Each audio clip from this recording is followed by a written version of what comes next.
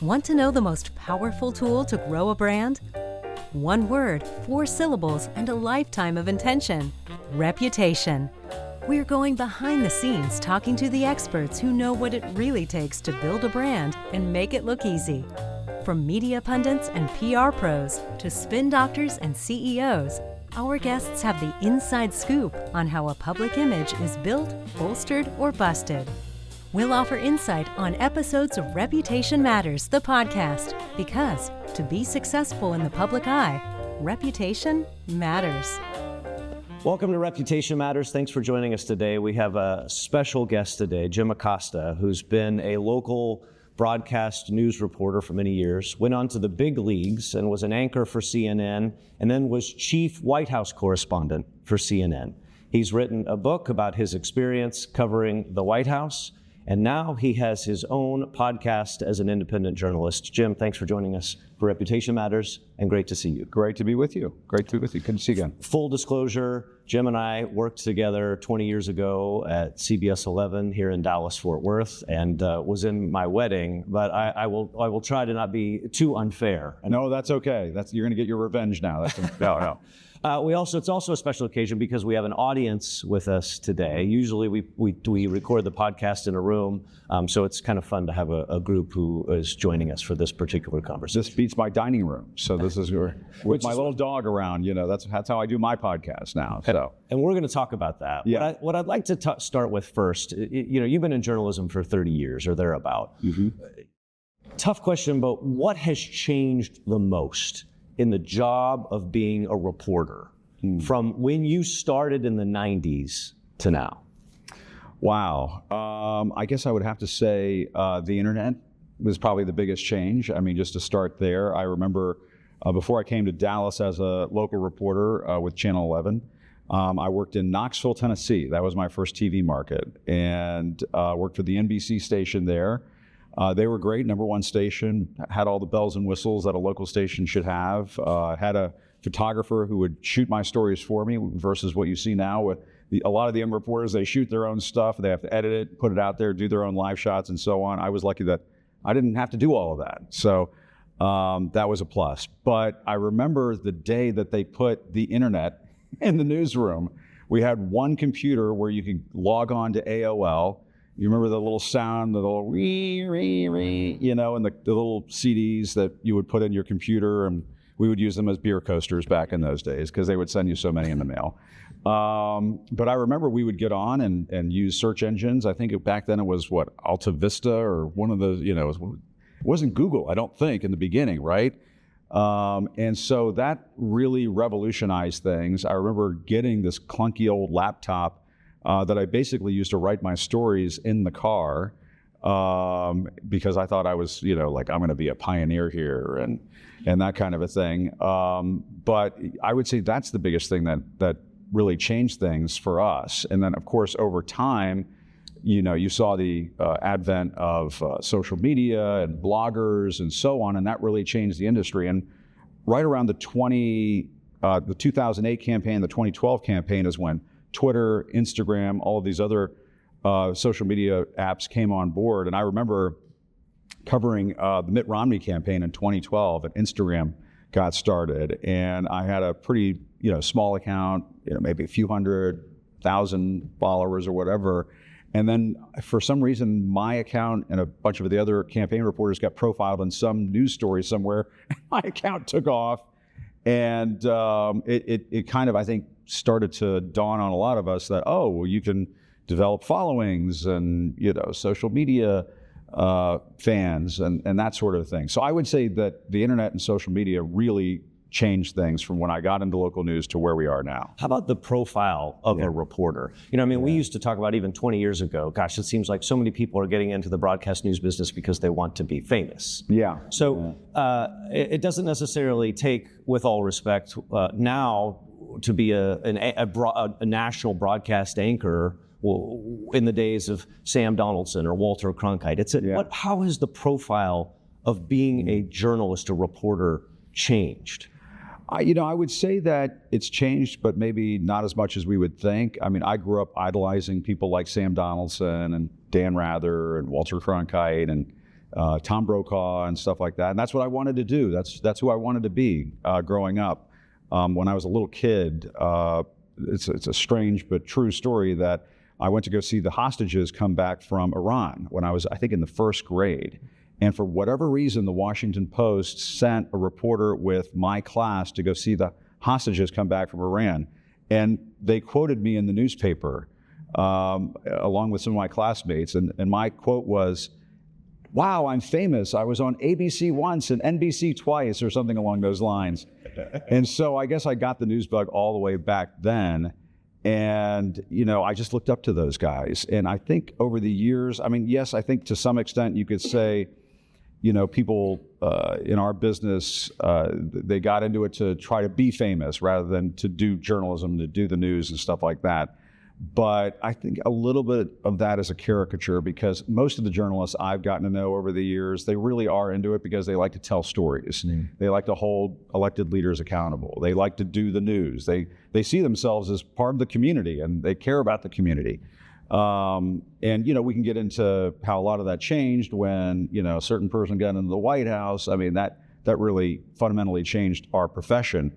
But by and large, I think most people get into it for the news, and they do well and become notable and gain some notoriety and so on as a result of their work and so on. But I don't know if it's changed all that much from that perspective. Yeah. You've been able to cover international leaders as well, as you've traveled with presidents. You've been to Cuba, you've been to North Korea. We often, as consumers of news, even as citizens, take for granted the freedom of the press, and that's not an invitation yet necessarily to talk about what you're doing now, but it is a request to share a little bit more about what you experienced in those countries and how it's different than it is here, and how perhaps we take that for granted. Yeah, I look at this from the perspective, like a lot of journalists, they look at it, Steve, the way he grew up, he brings that perspective to what he does. And I would say I do the same thing with what I do. My dad is a Cuban refugee. He came over in 1962, right before the Cuban Missile Crisis. And so I've always taken an interest in what's happening in Cuba. And back in 2016, I had a chance to go to Cuba and cover Obama's visit to the island. He was going to meet with Raul Castro, Fidel Castro's brother, who was the dictator at that time, and they were going to go to a baseball game and have a press conference. And we found out that they were going to have this press conference, and so we went down there, and one of the members of the White House press corps came up to me and they said, there's a rumor going around that you might get a question from Obama, that you might get to ask him a question and maybe even ask Raul Castro a question. So you might want to think about what you're going to do. And I thought to myself, well, my dad is a Cuban refugee. He escaped communism. I said, I better think of something good. It can't be like, oh, how's the mojitos, or, Do you think that's why they asked you? I think, yes. I think that they wanted to give Raul Castro a little taste of American democracy. And so I thought, you know what, how can I not ask about the human rights situation there? And so I asked Raul Castro a question about, why do you have political prisoners, and why don't you just let them out, let them go? And I asked that question in English and my broken Spanish, which is not very good. And he took the translator headphones off of his ears, and he was looking around like, I can't believe somebody just asked me this question. And he looked at Obama, and Obama was like, answer the question, man. And he said, dame una lista, which means show me the list. And he knew damn well that there are plenty of lists of political prisoners, and his own people have lists of who they are keeping in their jails and so on. But when I came back, my dad he couldn't have been happier that I'd done that, and he had saved all the clips and everything. And it just gave me a sense of the power of what we can do, and not to puff my own reputation up or anything like that, but it demonstrates that, we do have this ability in this country to hold elected leaders accountable. You were on the campaign trail with numerous presidential candidates. You talk about the Romney campaign in 2012. From a reputation perspective, can you think of an example where a candidate did something just brilliant, either to get themselves out of a pickle, to protect their reputation, enhance it, it took them to the next level, and then, of course, on the other side, where a candidate just really missed the boat? Yeah, I would say, Mitt Romney probably fits the second category. I mean, I think that, he had, I would call it the gift for the gaffe back in those days. He would just say these unfortunate things out on the campaign trail and just could not get out of those situations, and sort of got tagged with being this sort of out of touch businessman. He would say things like, I like to be able to fire people. You guys might remember some of this stuff. And it got him in a lot of trouble, and he just could not recover from it. I think there was another moment where he was caught on camera saying something about the 47% of Americans who don't pay taxes, and all we do is take care of them and all this stuff. And, an old Republican strategist said to me, the only thing that's worse when the voters don't like you is when you don't like the voters. And that was sort of his observation of Mitt Romney, that he was just a little too elitist, a little too looking down his nose at the voting public, and he never really could recover from that. I will say, if we're going to start to talk about the current president, when he was running for president back in 2016, I will tell you, I thought he was, when the Access Hollywood thing came out, I was on CNN and I said, he is finished, that is it, he's done, he's toast. And that is the most remarkable political comeback I've ever seen in my lifetime. You can talk about Bill Clinton and when he ran and how he came back and they called him the comeback kid and everything. Nothing tops being caught on camera saying what he said in the Access Hollywood tape. As a matter of fact, just the other day, apparently I might be interviewing Billy Bush soon. That just came to my attention, but I don't know why I'm thinking of this. But I would have to say there's just no other comparison from my standpoint of that kind of a political comeback, unless you want to again hand it to him for coming back and winning the White House after what he did in 2020. I mean, he botched the response to COVID, and he tried to overturn a free and fair election, and yet he was still elected back to the White House. I would not be telling it straight if I were to say, oh, it was some other person who pulled off a bigger comeback. No, he pulled off the biggest comeback I've ever seen. So, notwithstanding your feelings about President Trump, what is it about? And what are my feelings about him? Yeah. I don't think it's. I'm in a room full of Texans. Can I? Where's the fire escape? We do have security. Notwithstanding him, what is it that's changed in your opinion about the electorate, about our citizens, our discourse? That it wasn't him that caused us to forgive him or not worry about it. The electorate made that decision. Why? Gosh, how much time do we have? I'm not going to make my flight. No, I think that, listen, I've thought long and hard about this stuff, and I will say he is a very skilled politician. There's no question about it. I will say that the Democrats have a knack for being their own worst enemy. I think running Hillary Clinton in 2016 was a colossal mistake. I mean, the Clintons had their shot. They weren't terribly popular after they left office. She was able to get elected as a senator in New York. But if you're a Democrat, and you get a big name, that's not that difficult. So I think that was a huge mistake. And then I think Joe Biden, of course, running again in 2024 was a terrible mistake. He told the American people, he promised the American people that he was going to be a bridge to a new generation of Democrats, and then he didn't do that. So, I mean, I think that, there were a lot of good things that Joe Biden did, and he'll have a legacy where there are some legislative accomplishments, but there's no doubt that that was one of the biggest political blunders of our lifetime to run again in 2024. And I think Trump has benefited from, Democrats who just, who can't get their act together. And they're sort of in the same boat right now. They can't get their act together, and they don't know how to come together with a compelling message or compelling messengers to counter what he's been doing. I think that's a huge part of how he's been able to pull this off. But in terms of the electorate, I mean, that's such a complicated question. I think we are so deeply polarized right now.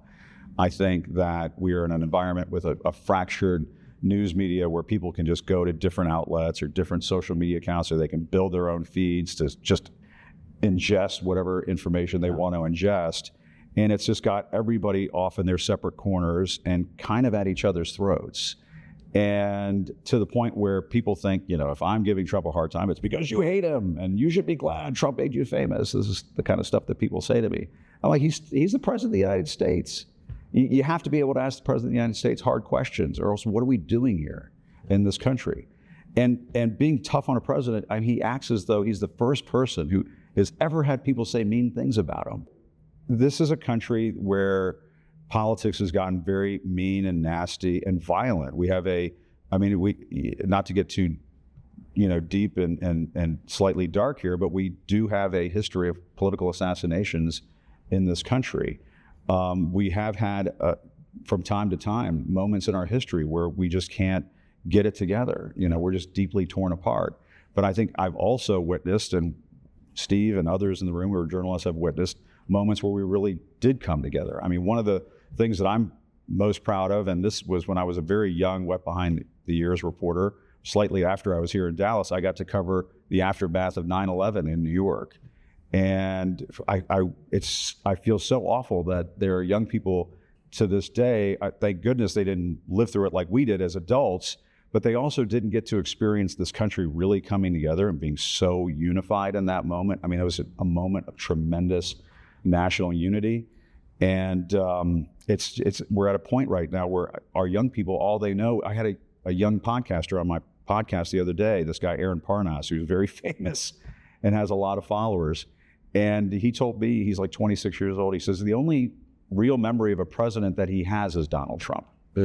Interesting. Myself, he missed Reagan and the Bushes and Barack Obama. I tell people all the time, speaking of Hillary Clinton, I was out on the campaign trail in 2008, and they were like, Jim, go cover Obama. He's not going to win, but go cover him. I was like, okay. And I was out on the campaign trail. I go to these gymnasiums in Indiana and places. I'm like watching these people and the way they respond to him, and I'm thinking to myself, I don't know why people are telling me that Hillary Clinton's going to win this in a walk, because I mean, this is unreal what I'm seeing out here, folks. And oh, no, there's no way. And Candy Crowley, who was our chief political correspondent, was like, it's Hillary. Jim, what are you talking about?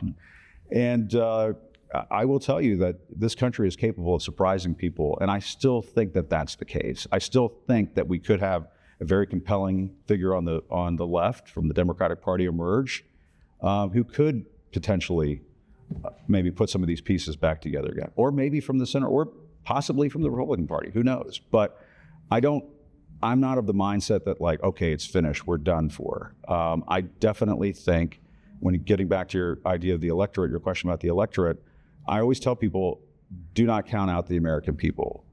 They will surprise you in ways that you can't imagine. Let's back up for a second.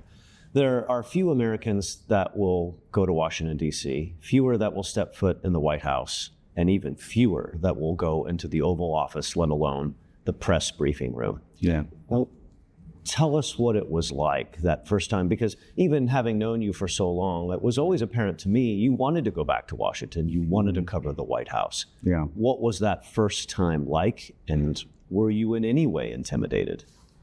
Oh, sure. Yeah. I mean, it was pretty nerve-wracking in the beginning. I covered the second Obama administration and the first Trump administration. And when I went there for the second Obama administration, I remember just being totally nervous. And but there were really long-time veteran correspondents there from print and television who were, don't worry, Jim, you'll be fine. It's no big deal.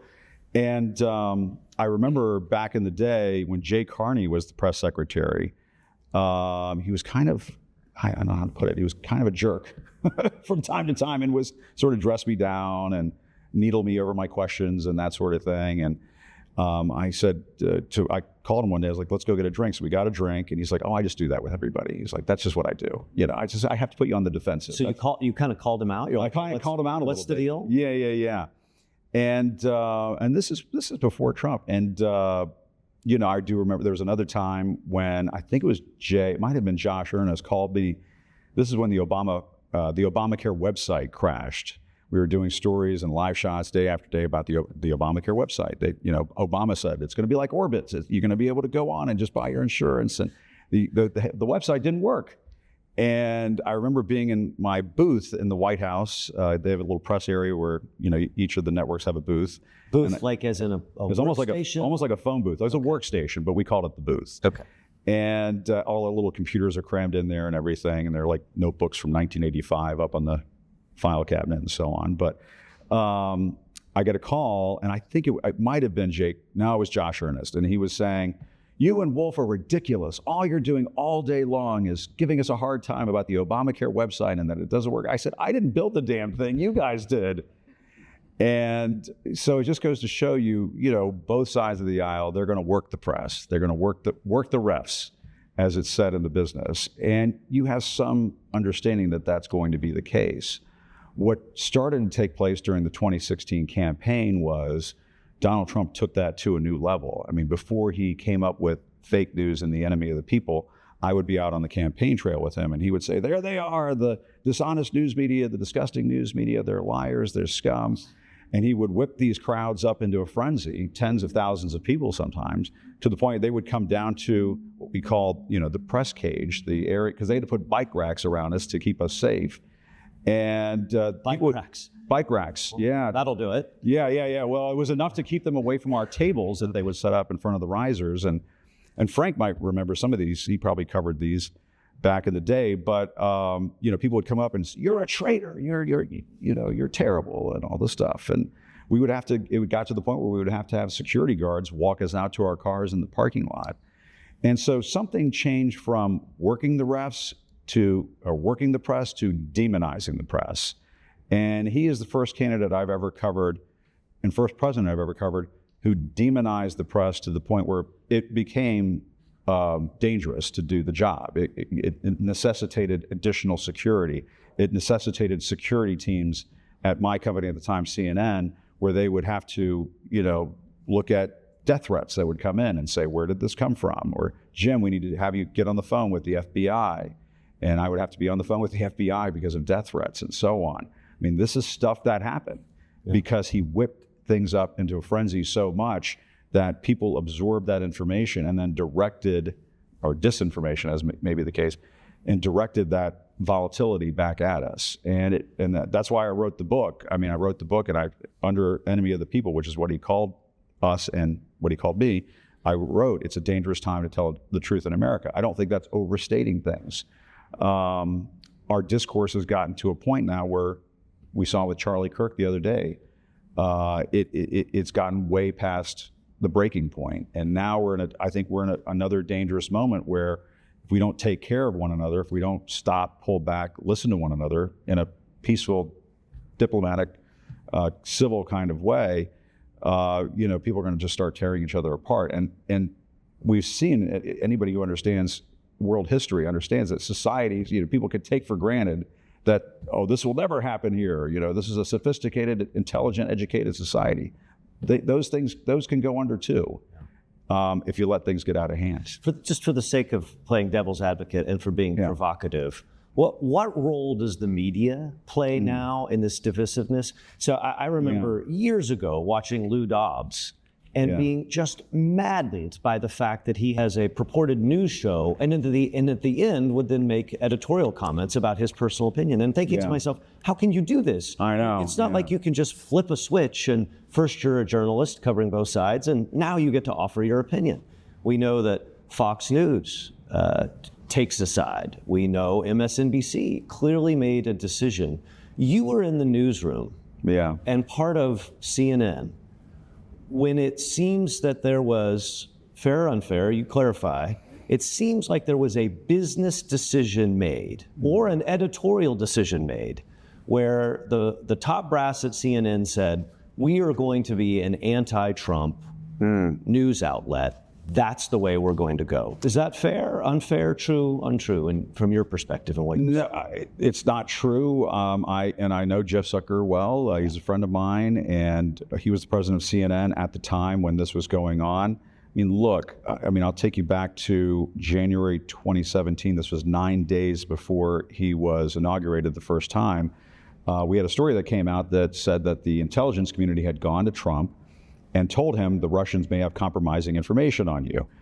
And he was going to have a press conference that day, and it was my job to go in there and try to ask him about that. And I thought, okay, I need to ask him about this. It's not going to be pleasant, but I need to do it. That was the day that he called. We went back and forth. You can watch the clips. That was the day that he called me fake news. And he said, you are fake news. I'm not going to take a question from you. You're fake news. And that sort of gave birth to this moment where, Trump and the Republican Party, big portion of the Republican Party, made the determination that if they don't like the story, they're just going to call it fake news. Now, that is in and of itself a lie. Bad coverage is not fake news. And Trump gave away the game. He did an interview with Leslie Stahl where he said it, and Leslie asked him, why do you go after the press? Why do you say these things? Why do you go after them? He says, I just don't want them to believe, I don't want the public to believe what the press is saying about me. That's why I attacked the press. He admitted it right there on camera.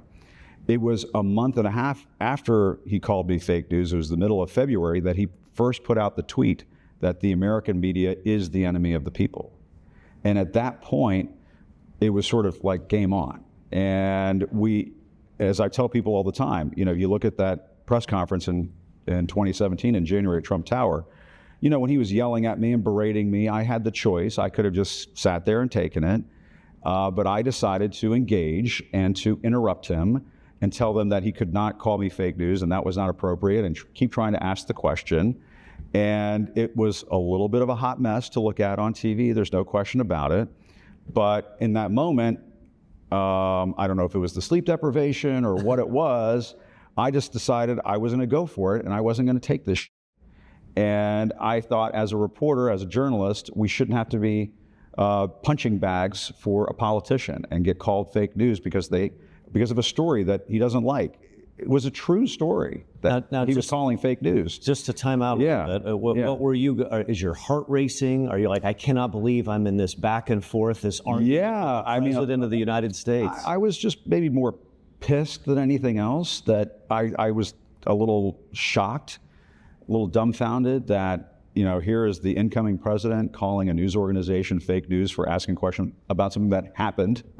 And the question I was trying to ask was, did you or your associates have contacts with the Russians during the campaign? And he would not let me get that question out. And then he finally answered a similar question from Cecilia Vega, who's now on 60 Minutes. And he said no. And what turned out to be the case? His son-in-law, and his chairman of the campaign at that time, Paul Manafort, had met with a Russian attorney at Trump Tower during the campaign. And it was during that meeting where Don Jr. apparently said, I'm loving it. I'm loving this, especially if it comes out in October, whatever dirt you're trying to give us on Hillary Clinton. And so, as we used to say back in those days, just because you were pro-truth does not mean you were anti-Trump. And, we were in a moment where you had two choices. You're either just going to take it on the chin, you're going to absorb these body blows, or you're going to stand up for yourself, stand up for your profession, stand up for your colleagues, and continue to try to ask the hard questions. Not everybody's a big fan of that. Yep. Some people are, oh, you're making it about yourself. You just want to be famous. You're just trying to get clicks, and so on. We're trying to get an answer to the damn question. Answer the question.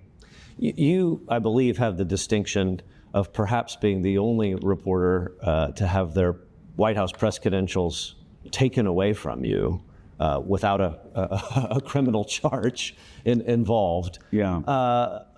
That may be coming, you never know. What was that experience like? Did CNN have your back, or at any point did they say, Jim, this is the president, there's tradition, there's a protocol here? No, they immediately, and again, this was when Jeff was the head of the company, and AT&T was our parent company here in Dallas. And AT&T made a very brave decision to stand behind us in that moment. And this is all ancient history now, but Trump was trying to work things behind the scenes, just like as they are now with Jimmy Fallon and so on, where they were trying to, work the back rooms and the phone lines to AT&T and say, hey, can you get rid of Jeff Zucker? Can you get rid of Jim? Can you, they were constantly doing that. They do that to all the networks. And we made the decision, and there was a pretty reputable First Amendment attorney at that time, Floyd Abrams, who advised us, you should sue to get your press pass back, and you will win. And that's what we did. We sued, and we said not only is it a violation of our First Amendment rights, we said it was a violation of our Fifth Amendment due process rights, because they just threw me out and took away my press pass. And I remember that night when they took away my press pass, I thought, I better document this. And I got my phone out, and it's like what people say now about these ICE raids. You get your phone out and document it. I got my phone out and I recorded the whole thing, the Secret Service guy taking my press pass away and everything, because I thought to myself, if I don't, they could lie and say that I was being a giant a-hole or whatever. And I wanted to be captured that I was being very nice and gentlemanly and, oh, yes, sir, thank you, sir, okay, I know you're just doing your job, thank you very much, and then go about my business. But during and then that night, Sarah Huckabee Sanders, who was the press secretary at that time, now the governor of Arkansas, she put out a tweet on the official White House press secretary press sec account that accused me of karate chopping the intern. And they used a sped up, doctored video of the exchange between me and the intern who was trying to take my microphone away. And that became part of the evidence of the case when we sued to get my press pass back. And the federal judge who was Trump appointed, basically tore into the Trump administration and said, how can you use a doctored video to try to justify taking away Jim's press credentials? And we won on the grounds of Fifth Amendment due process because they did not lay out exactly what the criteria were for taking away a press pass. But to this day, it's still held up as a case where, this is how it's supposed to work. You can't just take press passes away from the American press corps. Yeah.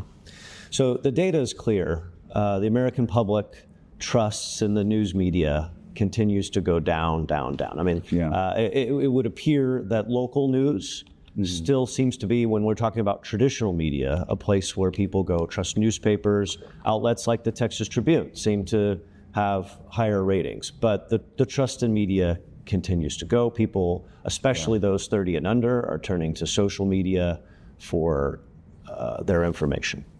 Let's go back to this topic. Why do you think the media, in some cases, let's take CNN out of it, MSNBC, Fox, why did they decide to take sides? Well, I mean, I'm not much of a media historian, but I think that when Fox came on the air, I think Roger Ailes and people at Fox, put out this idea that, we need to start our own conservative network, fair and balanced, because you can't get a fair shake from the major networks. I mean, at that point, I think that's when the fracturing really began in news media in this country, because, I mean, first of all, Fox came out and said, we're fair and balanced, but they weren't. That's sort of, I mean, in and of itself, a lie. And then over the years, I think they just made this determination. You go back and look at the way they covered the Obamas, all of the horrible things that they used to say about Michelle Obama. I mean, it's just absolutely ridiculous. And I think they sort of injected this idea of having opinionated news into the bloodstream to the point where now, then you had MSNBC come on board. And, you get back to CNN being, anti-Trump and so on. We were caught in the middle of all this and saw our ratings suffer as a result of Americans wanting to go to Fox News if they were conservative or MSNBC if they were liberal, to the detriment of CNN. And it still exists to this day, where Fox has the most total viewers, MSNBC has the second most total viewers, and that CNN's way down here. And I think that's an unfortunate side effect of what has taken place.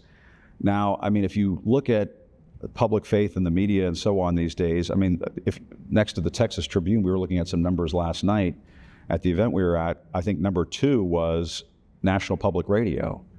And look at what the Trump administration is trying to do. Look what he's trying to do right now to public broadcasting. He's taking a meat axe to their funding, to the point where now you're having local NPR stations in all of these small towns threaten to shut down, or say that they have no choice but to shut down, all around the country. What is that doing to how we receive information in this country? I mean, just yesterday he said we might start taking broadcast licenses away from TV networks and TV stations if we don't like the coverage. Folks, I don't know, not to sound like your old government teacher in the 12th grade, but that's not how it works in America.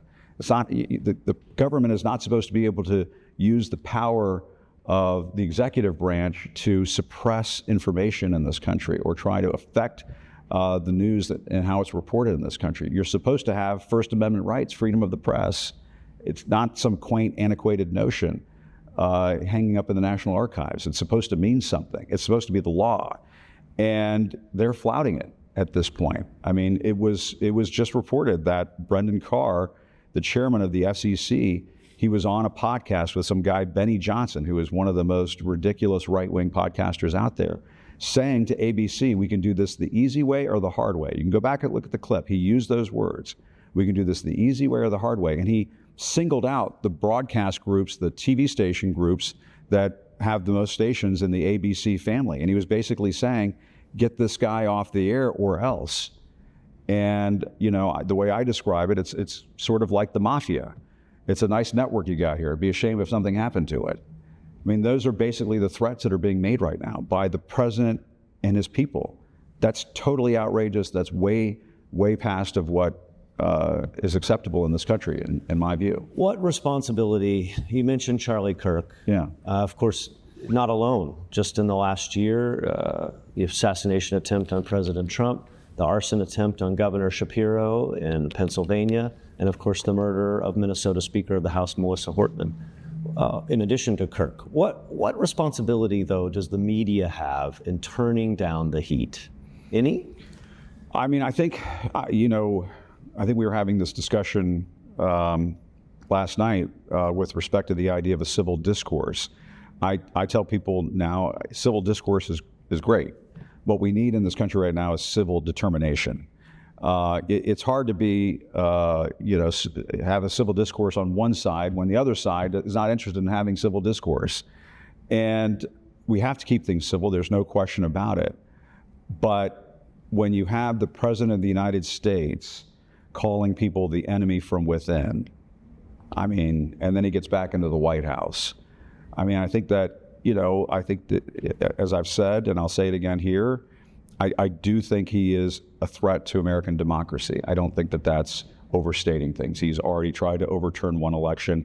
He's already worried about what's going to happen in these upcoming midterms. And what's happening as a result of that? They're trying to redraw the congressional maps in this state right now.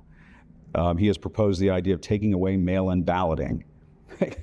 He's done mail-in balloting himself, and he wants to take it away from the rest of us. Meaning he's participated as a voter. He has mailed in his own ballots in the past. And so, you know, my sense of it is that he went out with a bang the last time around. He's probably going to go out with a bang this time around. And the question is, how much of a mess does he make if and when he goes? And in that climate, in that environment, a civil discourse is great. We should definitely have a civil discourse. But people need to understand that when our democracy is on the line, you know, we might need to have a little bit more than a civil discourse. We might have to have some civil determination too. And, you know, listen, you know, they throw Jimmy Kimmel off the air for saying what he said about Charlie Kirk. Go back and look at what he said. What he said is that there are people in MAGA who are trying to capitalize on his death to score political points. That's not wrong. That's exactly what has taken place. And he went out of his way to say that he felt very sorry for Kirk and his family. I do too. I put that on social media that day. I don't agree with just about anything that he said, but I think he had a right to say it. Cool. And Charlie Kirk himself said a year ago on Twitter that there's no such thing as hate speech from a legal standpoint in this country. All speech, for the most part, is protected in this country. You can say outrageous things, and it's protected speech. So how is it that Jimmy Kimmel gets thrown off the air, but what was it last week? Brian Kilmeade on Fox says that you can lethally inject homeless people involuntarily, and he doesn't lose his job.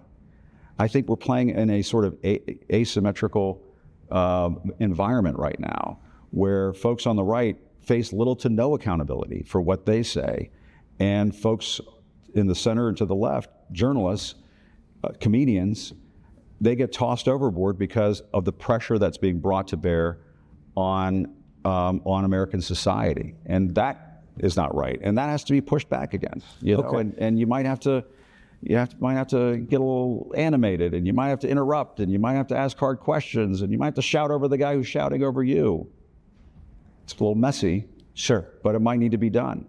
So I think your point about civil determination is interesting. And your point of course, you mastered you got the shout down, right? If Sam Donaldson was your hero, right, you picked up the mantle. And Sam came to this event that we had. CNN, Jeff got all these people together at this conference in Atlanta this one time.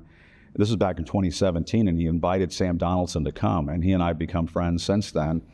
And Sam sat down and he said, I know that some of you are nervous about Jim and what they're doing over at the White House. And he goes, they're doing it exactly right. They're doing it exactly the way it should be done.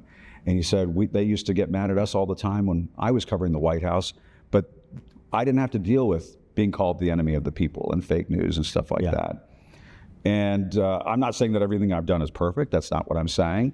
But when Sam Donaldson's like, for the most part, he's okay. I think Dan Rather once said, give him a vacation and give him a raise.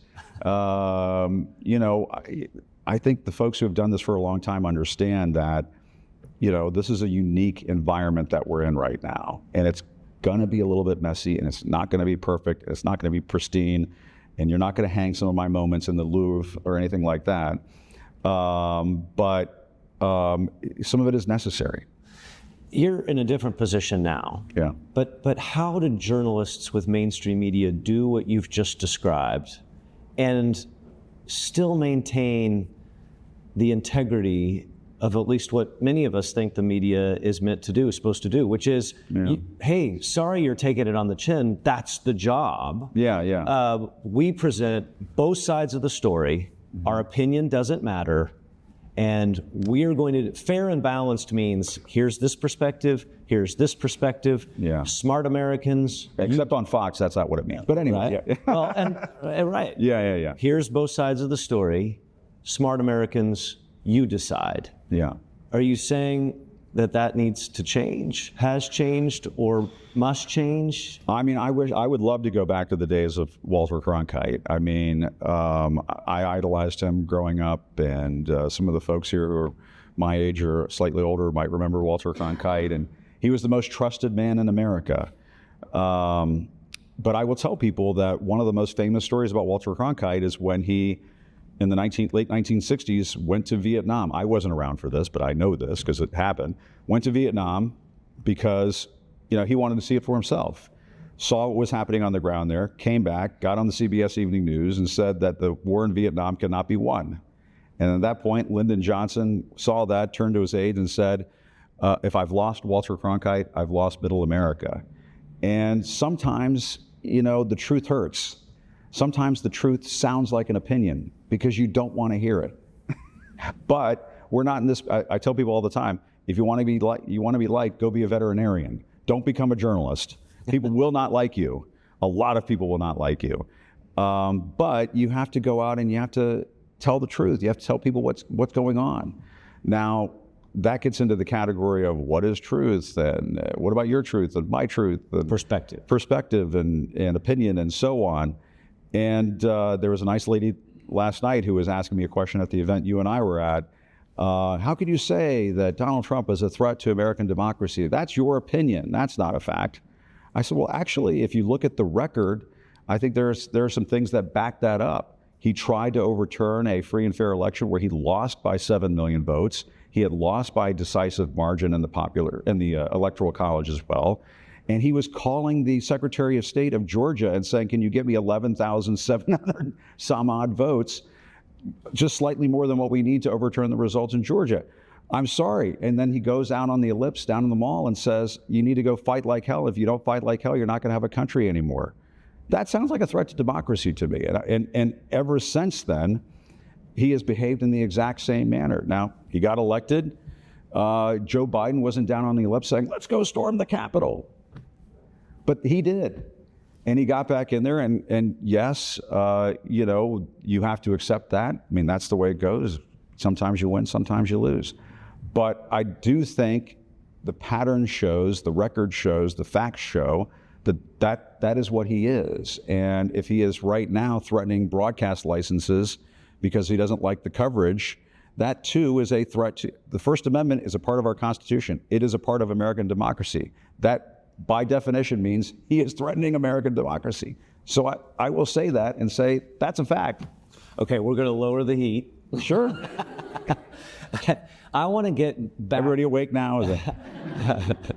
I want to go back to when you were with CNN and get in your head and how, as a journalist, you would think or prepare yourself. I mean, obviously, it takes a lot of chutzpah to be the one to yell out questions at President Castro or President Trump or President Obama. I teased you once, I think after your first appearance on Jimmy Kimmel, and you had made this comment. You said, "I cover Trump just like I do Obama." And I texted you, I was like, "Jim, come on. Seriously? You weren't yelling at Obama. You took the same way you do with Trump. You took great umbrage in a very kind, friendly way. And you're like, the hell if I didn't, I sure did. Here are some examples." So, I mean, Obama, there was a press conference that I covered with him back, it was 2015. And ISIS was running rampant, and there was a press conference in Turkey at a G20 summit. And I thought, well, if I get a question, I'm going to ask him about ISIS. And I thought, well, I'm going to ask this in a spicy way to get their attention and to let them know that people are really pissed off about, Americans getting their head cut off and stuff like that. And I said to him, you have the whole world behind you. You have the strongest military in the world. Why can't you take out these birds? And I said, and you would have thought that I had set off an explosive or something. Like they were so pissed off at me. And the folks at the Daily Caller, who usually say terrible things about me now, at the time was like, "Wow, Jim, look at the way he lit up Obama." Absolutely nobody remembers that now. Nobody gives me credit for it. And the Obama people were so pissed off that for the rest of that administration, there was an aide who worked for Obama, this guy Eric Schultz, who is a friend of mine, and he would send little clips every time they killed an ISIS person. He would send me an email that said, "We got one of the here's one of the And the Atlantic did a story where they were behind the scenes right after that press conference with the Obama people, and Ben Rhodes and the national security advisors and stuff like that got on the plane, and they were talking to Jeffrey Goldberg with the Atlantic. And they were like, "Can you believe that Acosta guy? How could he use that language in front of the president of the United States and getting the bastards and all this stuff?" And Jeffrey Goldberg put this in his article. He said, "Well, yeah, why can't you get the bastards?" And later on, this guy Ben Rhodes, who worked for Obama, he and I had dinner in Hawaii. It was like one of the Obama trips to Hawaii.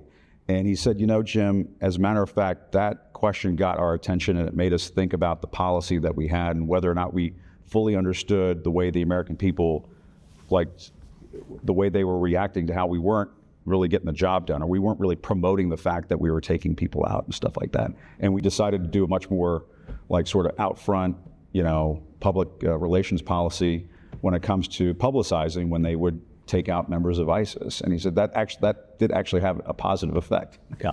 And in all fairness, you've told stories about covering Biden's age and fit for office. You did stories when Kamala Harris kind of disappeared for 3 weeks after announcing her. So it wasn't a great idea on her part. You probably don't get the credit for being. No, because I mean, we live in an environment now where, and this goes back to civil discourse, and I'm trying to remember, I'm in Dallas with a lot of polite, nice Texas people, so I try not to use my salty DC language that I use.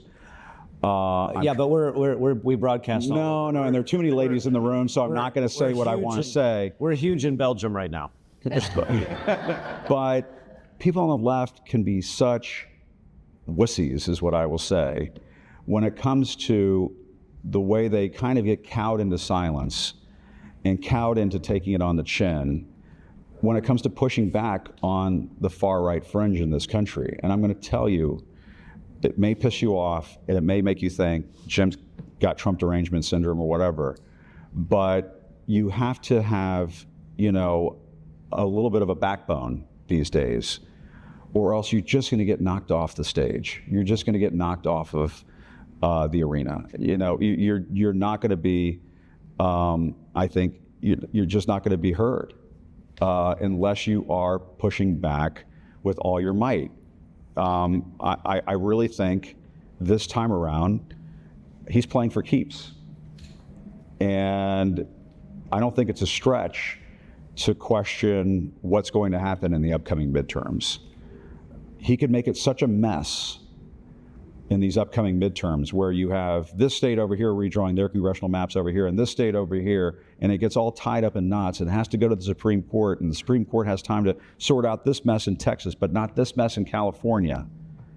All of this got started because he's freaking out over the Epstein files, and he's freaking out because his legislative agenda is about as popular as a shit sandwich these days. And so he wants to redraw congressional maps, and he wants to take a meat axe to our democracy. And it may get so tied up in knots that we don't know what the hell happened during our upcoming midterms. What the hell is that? And why does he go out there and talk about a third term in office? I really would love to know from my Republican friends, the ones that I still have left, why is this acceptable to you? I was talking to some last night who were like, yeah, I worked for Bush 43, and we didn't like it when he went after John McCain. One of the things that still surprises, shocks me to this day, was the way Trump would go after the Bush family out on the campaign trail. My God, why can't the Republicans stand up for their own party? So as we wrap up, yeah, you've pivoted. Have I? No. Do I have everybody's attention? You have everybody's attention. We're clear. But you left CNN. You've started your own podcast on Substack. Thank you. You have a platform. Yeah. Do you ever feel like, though, you're just in an echo chamber? Because part of the problem, it seems to me, with America right now is we really don't diversify our media appetite. Yeah. We listen, read, and watch people that we agree with. Yeah. We get angrier and angrier and angrier. And we don't listen to other points of view, other perspectives. We don't find common ground or shared values. So do you think you're attracting people to listen to you who don't already agree with where you're coming from? I do, to some extent. I mean, I think, so there was a nice lady that I met last night, and I hope I'm not screwing up your podcast by referring to something that happened the night before, but all good. Who said to me, my dad's a lifelong Republican, and he voted for Republicans his whole life. He now listens to your podcast, and he's had it up to here with Trump, and he says no more. And now he's a paid subscriber to your podcast. That's great. This is terrific. This is what I want to hear. The other thing I will say to that is, every once in a while they'll put one of my clips on Fox, and they'll say, "Can you believe what Jim said? He said this. He said that." My response is always, "Thank you, Fox. Thanks for the free PR. Where do I send the check?" I think you have to grab people by the shirt collar these days, and you can do it in a civil way, and I mean that in a metaphorical way. Sure. But you have to do it in a determined way, because the stakes are too high right now. We can't let this country go down the tubes. I tell people, came back from our event last night, I was flipping around, I was trying to watch the local stations, and I flipped on Saving Private Ryan. And I thought to myself, did you see this the other day where Trump said he's going to go after Antifa? He wants to designate them as a terrorist group. There's so much that comes at us on a daily basis. It's like, I ask people all the time, did you see this? Did you see that? Just to make sure, because there's so much. The original anti-fascists were the ones that stormed the beaches of Normandy. Those are the OG anti-fascists. And the hell, if I'm going to be a part of this country going down the tubes because I didn't raise my voice and say what needs to be said. And if people say, you have Trump derangement syndrome, blah, blah, blah, blah, blah. I tell people all the time, I'm less worried about that than I'm worried about Trump depression syndrome, where people get so down in the dumps and they get so frustrated and they get so depressed that they think, well, I guess it's over. I guess we're done. That's it. We have guys who are storming the beach. I've been to Normandy twice. I saw Obama speak there and I saw Trump speak there. It's impossible. I don't know if you guys have been there. If you ever get the chance to go, please go. It's impossible to walk away from that experience not deeply moved by what our grandfathers and our great-grandfathers, and in some cases fathers, did for this country. And to think that we're all just going to let it go away because a failed casino, retired reality TV show, two-term president decided to take it all down with him. So the hell with that. So Jim, are you a journalist now, or are you an advocate now? Well, there are opinion sections of your daily newspaper who are written, and those opinions are written by journalists. Yeah, sure. Of course. I think journalists come in all shapes and sizes and colors and persuasions these days. I think, listen, I used to have a job where I would sit on an anchor desk and I would say, this side said this and this side said that. You said it just like that too. You said it just like yeah. And now I'm giving my side. Yeah. That's what I'm doing. Jim, agree or disagree, you're a dear friend. And, thank you. I love how you share your point of view, and thank you for sharing it with us. You bet. You got it. We would always say in the newsroom back in Dallas-Fort Worth, CBS 11, KTVT, if anybody was going to the big leagues, it was Jim Acosta. Oh, man, stop. But that's very nice. So thank you for joining us today, and thank you all for joining us for Reputation Matters. Be sure to check out this episode and others at sunwestpr.com or on your favorite platform for podcasts, and we'll see you next time. Thanks so much. We hope you've enjoyed this episode of Reputation Matters. Find us at sunwestpr.com or your favorite podcast streaming service. Until next time.